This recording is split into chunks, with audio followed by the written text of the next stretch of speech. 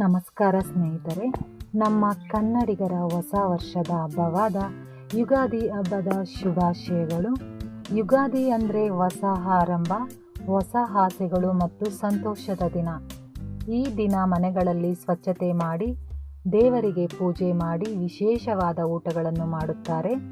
ಯುಗಾದಿ ಹಬ್ಬದ ವಿಶೇಷ ತಿಂಡಿಗಳಲ್ಲಿ ಒಬ್ಬಟ್ಟು ಬಹಳ ಮುಖ್ಯ.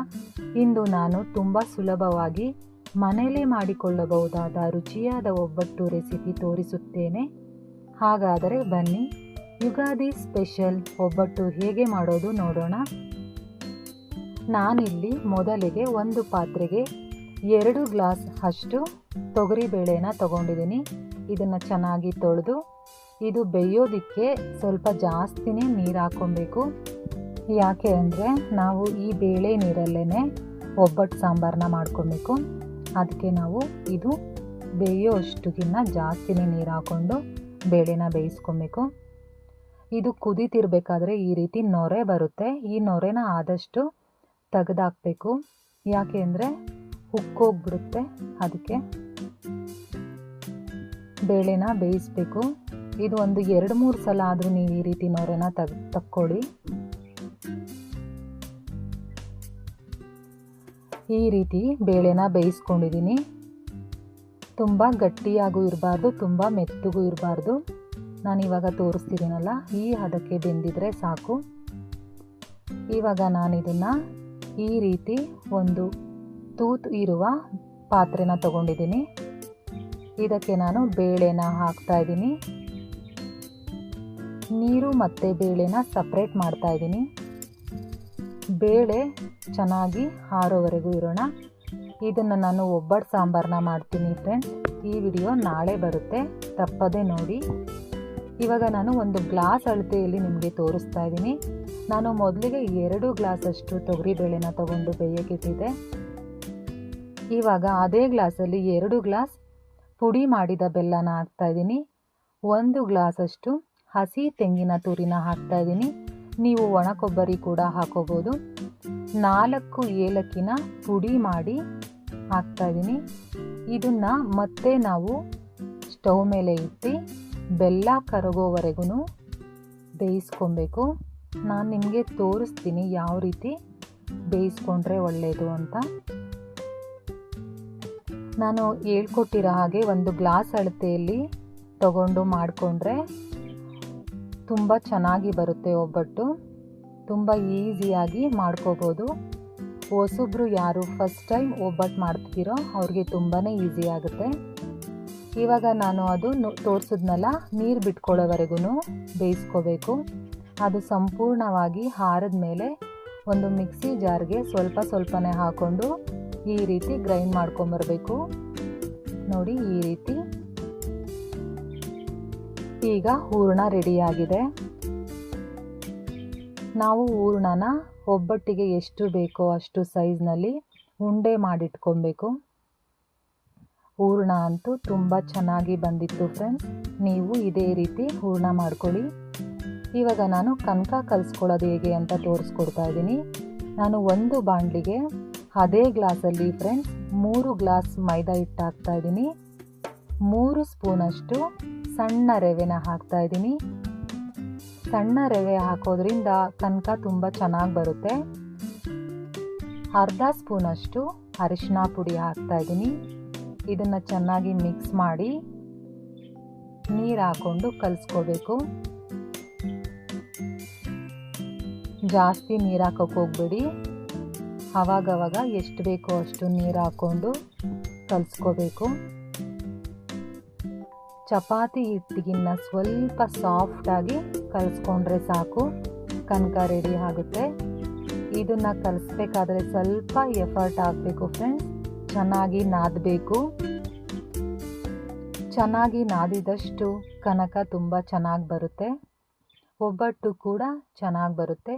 ಒಬ್ಬಟ್ಟು ತಟ್ಟೋದಕ್ಕೂ ಕೂಡ ಚೆನ್ನಾಗಿ ಬರುತ್ತೆ.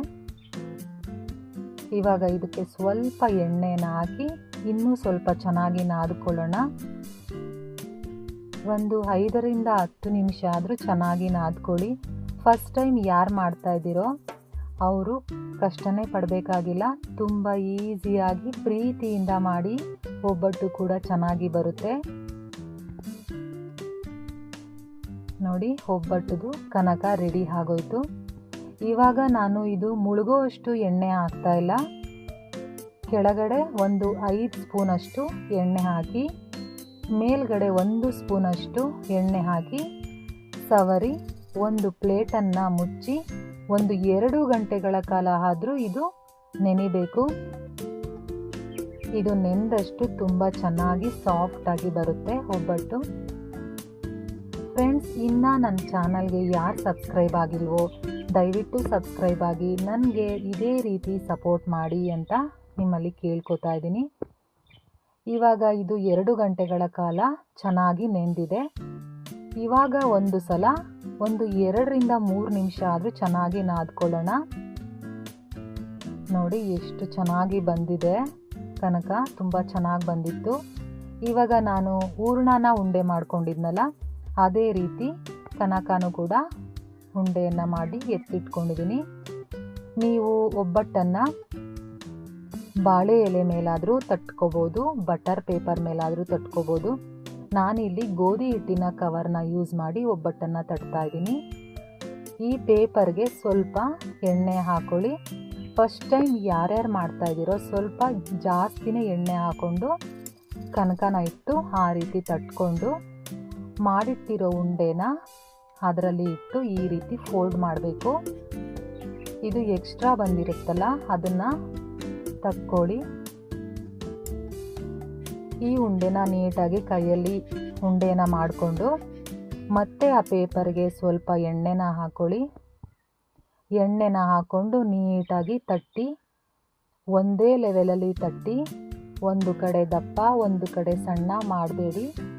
ನೀಟಾಗಿ ತಟ್ಟದಷ್ಟು ಒಬ್ಬಟ್ಟು ನೋಡೋದಕ್ಕೂ ಚೆನ್ನಾಗಿರುತ್ತೆ, ತಿನ್ನೋದಕ್ಕೂ ಚೆನ್ನಾಗಿರುತ್ತೆ, ಹದವಾಗಿ ಕೂಡ ಬೇಯುತ್ತೆ. ನೋಡಿ ನಾನು ಯಾವ ರೀತಿ ತಟ್ತಾ ಇದ್ದೀನಿ ಅಂತ ನಿಮಗೆ ನೀಟಾಗಿ ತೋರಿಸ್ತಾ ಇದ್ದೀನಿ. ಇದೇ ರೀತಿ ನೀವು ತಟ್ಕೊಂಡು ಮಾಡ್ಕೊಳ್ಳಿ. ಫಸ್ಟ್ ಟೈಮ್ ಮಾಡ್ತಾ ಇರೋರು 1-2 ಒಬ್ಬಟ್ಟು ಕಿತ್ತೋಗುತ್ತೆ. ನೀವು ಬೇಜಾರಾಗಬೇಡಿ, ನಿಧಾನಕ್ಕೆ ತಟ್ಬಿಟ್ಟು ಮಾಡ್ಕೋಬೋದು. ಇವಾಗ ನೋಡಿ ಎಷ್ಟು ಚೆನ್ನಾಗಿ ಬಂದಿದೆ, ಒಂದು ಚೂರು ಕೂಡ ಕಿತ್ತೋಗಿಲ್ಲ. ಇವಾಗ ನಾನು ಆಲ್ರೆಡಿ ಹೆಂಚನ್ನು ಕಾಯೋದಕ್ಕಿಟ್ಟಿದ್ದೆ. ಈ ಹೆಂಚಿಗೆ ಎಣ್ಣೆನ ಸವರಿ ಒಬ್ಬಟ್ಟನ್ನು ಹಾಕಿದ್ದೀನಿ. ನೋಡಿ ಫ್ರೆಂಡ್ಸ್, ಒಂದು ಚೂರು ಕಿತ್ತೋಗಲಿಲ್ಲ, ಚೆನ್ನಾಗಿ ಬಂತು. ನಾನು ಹೇಳ್ಕೊಟ್ಟಿರೋ ಮೆಥಡಲ್ಲಿ ನೀವು ಒಬ್ಬಟ್ಟು ಮಾಡಿದ್ರೆ ತುಂಬಾ ಚೆನ್ನಾಗಿ ಬರುತ್ತೆ. ನೋಡಿದ್ರಲ್ಲ, ರುಚಿಯಾದ ಯುಗಾದಿ ಸ್ಪೆಷಲ್ ಒಬ್ಬಟ್ಟು ರೆಡಿ ಆಗಿದೆ. ಇದು ತುಂಬ ಮೃದುವಾಗಿ ಮತ್ತು ರುಚಿಯಾಗಿ ಬರುತ್ತೆ. ಮನೆಯಲ್ಲೇ ಮಾಡಿದ ಒಬ್ಬಟ್ಟಿನ ಸುವಾಸನೆ ಬೇರೆಯೇ ಇರುತ್ತೆ ಫ್ರೆಂಡ್ಸ್. ನಾನು ಮಾಡಿರೋ ಒಬ್ಬಟ್ಟು ನಿಮಗೆ ಇಷ್ಟವಾಗಿದ್ದರೆ ಲೈಕ್ ಮಾಡಿ, ಶೇರ್ ಮಾಡಿ, ನನ್ನ ಚಾನಲ್ಗೆ ಸಬ್ಸ್ಕ್ರೈಬ್ ಮಾಡೋದನ್ನು ಮರಿಬೇಡಿ. ಮತ್ತೊಮ್ಮೆ ಎಲ್ಲರಿಗೂ ಯುಗಾದಿ ಹಬ್ಬದ ಶುಭಾಶಯಗಳು. ಸಂತೋಷದಿಂದ ಸಂಭ್ರಮದಿಂದ ವರ್ಷದ ಮೊದಲ ಹಬ್ಬವನ್ನು ಆಚರಿಸಿರಿ, ಖುಷಿಯಿಂದ ಆಚರಣೆ ಮಾಡಿ. ನೋಡಿ ಎಷ್ಟು ಚೆನ್ನಾಗಿ ಕಾಣಿಸ್ತಿದೆ ಒಬ್ಬಟ್ಟು. ಮತ್ತೊಮ್ಮೆ ಎಲ್ಲರಿಗೂ ಯುಗಾದಿ ಹಬ್ಬದ ಶುಭಾಶಯಗಳು. ಧನ್ಯವಾದಗಳು.